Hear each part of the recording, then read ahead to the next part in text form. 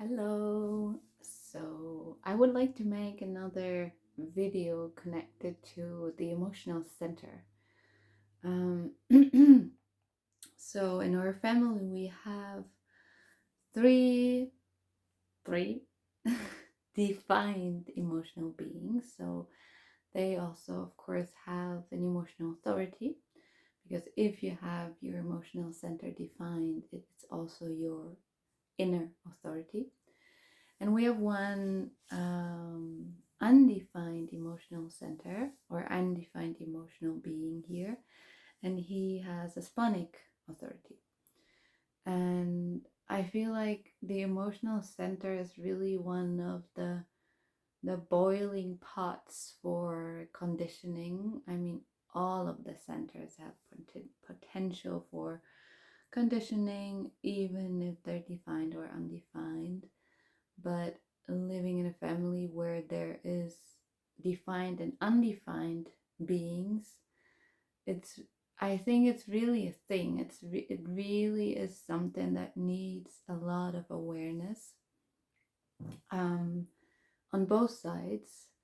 And what I see as being one of the emotional defined beings, and my son being undefined, it's just incredible how there are amplifications of the emotional state of being of a defined person, especially if the emotions are um, turbulent, let's say it like this. If because I don't want to put a connotation of positive and negative on it, but if there is an upheaval, if there is frustration or anger or stress, and I get impatient and I get stressed or I get angry or annoyed, he is amplifying that times I don't know how much. And it's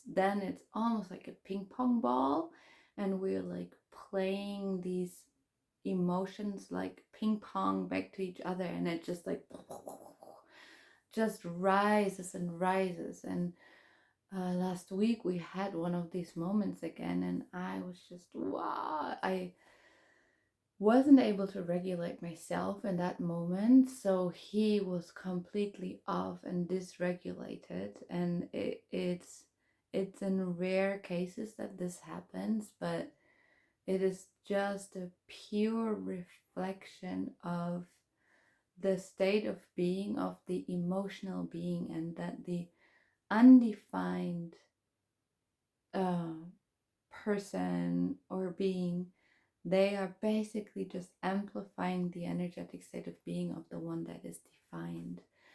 And especially if that is like a parent-child constellation, if as a parent you are defined, as the child is undefined, it just needs so much awareness and honesty and communication about the emotional state of being of the parent, that the child is not, first of all, not taking it personal.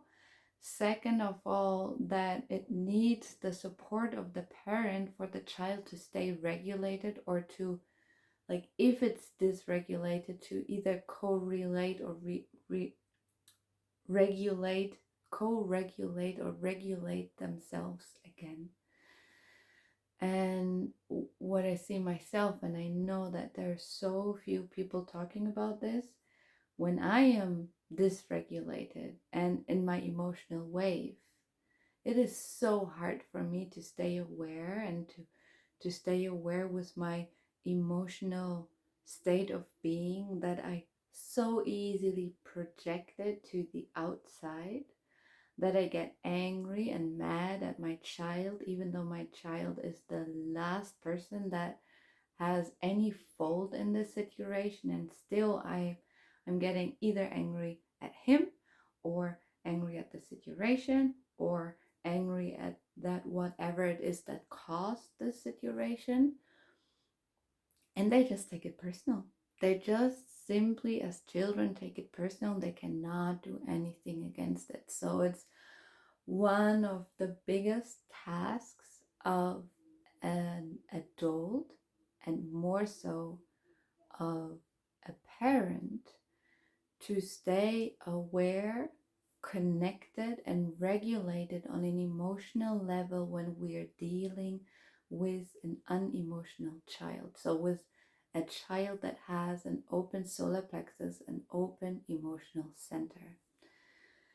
I would love to hear in the comments if there's anybody dealing with a likewise situation, either a child that has a defined emotional and parent undefined, or the other way around, how you're experiencing that, and if you see any patterns or any situations rising up.